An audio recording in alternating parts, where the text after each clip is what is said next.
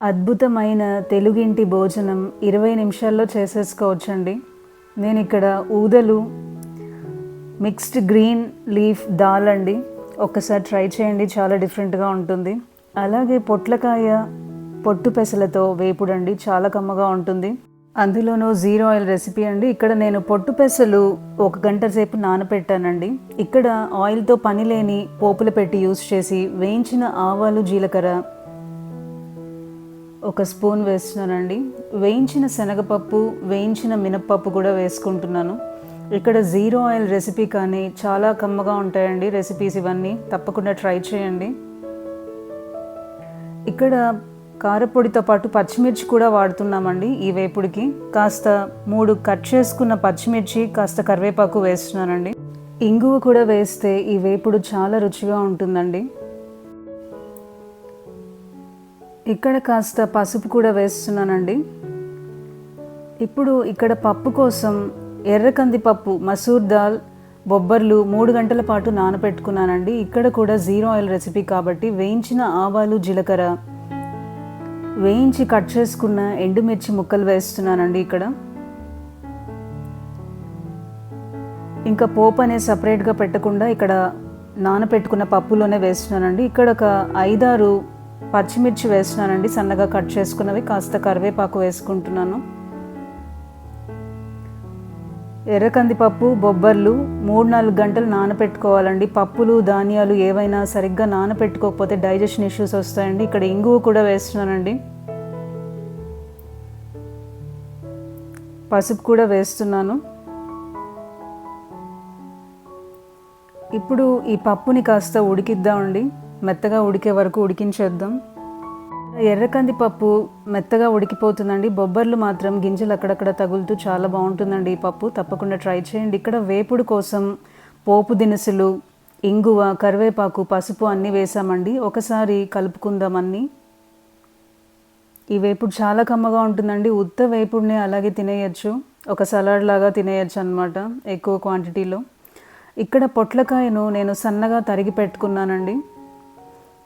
ఇది 5 నిమిషాల్లో రెడీ అయిపోతుందండి, ఎక్కువ టైం పట్టదు. ఈ పొట్లకాయ సన్నగా తరిగేసుకున్నాను. ఇక్కడ ఒక పెద్ద సైజు పొట్లకాయని వాడుతున్నానండి. ఇక్కడ రుచికి సరిపడా కొద్దిగా సాల్ట్ కూడా వేసుకొని మొత్తం ఒకసారి కలుపుకొని మూత పెట్టి ఈ పొట్లకాయ చక్కగా మగ్గే వరకు కుక్ చేసుకుందామండి. ఇక్కడ మనకు పప్పు, మసూర్ దాల్ అనేది ఎర్ర కందిపప్పు చక్కగా ఉడికిపోయిందండి. బొబ్బర్లు మాత్రం గింజలు గింజలుగా చక్కగా చాలా బాగుంటుందండి పప్పు తినేటప్పుడు, డిఫరెంట్గా ఒకసారి ట్రై చేయండి. ఇక్కడ ఇంకాస్త లేత కరివేపాకు, సన్నగా తరిగిన వెల్లుల్లి, 2 పండిన టొమాటోస్ ముక్కలు కట్ చేసి వేస్తున్నానండి. అన్నీ ఇప్పుడు టొమాటోస్ కాస్త మగ్గే వరకు కుక్ చేద్దామండి. కందిపప్పు చాలా ఫాస్ట్గా కుక్ అయిపోతుందండి, చాలా ఈజీగా ఉంటుంది ఈ రెసిపీ. ఇక్కడ నేను మిక్స్డ్ గ్రీన్స్ అండి, అన్ని రకరకాల ఆకులు తీసుకున్నాను. గోంగూర, తోటాకు, బచ్చలాకు 3 రకాల ఆకుల్ని తీసుకున్నానండి. ఇవి వాష్ చేసుకొని సన్నగా తరుక్కొని ఈ పప్పులో యాడ్ చేస్తున్నానండి. ఇది ఆర్గానిక్గా టెర్రస్ గార్డెన్లో పండించిన ఫ్రెష్ గ్రీన్స్ అన్నమాట. చాలా హెల్త్కి మంచిదండి మనమే ఓన్గా పండించుకుంటే. ఇంకా ఆకులు వేసాక మూత పెట్టకుండా కుక్ చేయాలండి. ఒక 5 మినిట్స్ కుక్ చేస్తే సరిపోతుందండి. మూత పెడితే ఎక్కువగా కుక్ అయిపోయి వాటిలో పోషకాలు పోతాయి. ఇక్కడ మన పొట్లకాయ చక్కగా మగ్గిపోయింది చూసారా.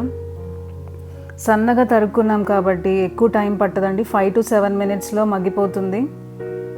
ఇక్కడ పచ్చిమిర్చి వేసినా కూడా ఆకారమే సరిపోదు కాబట్టి కాస్త కారపొడి వేస్తున్నానండి.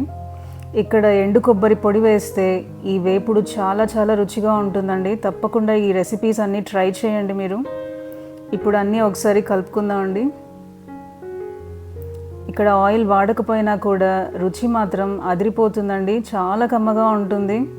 చపాతీలో కూడా తినచ్చండి ఈ వేపుడు, చాలా కమ్మగా ఉంటుంది. తప్పకుండా ట్రై చేయండి.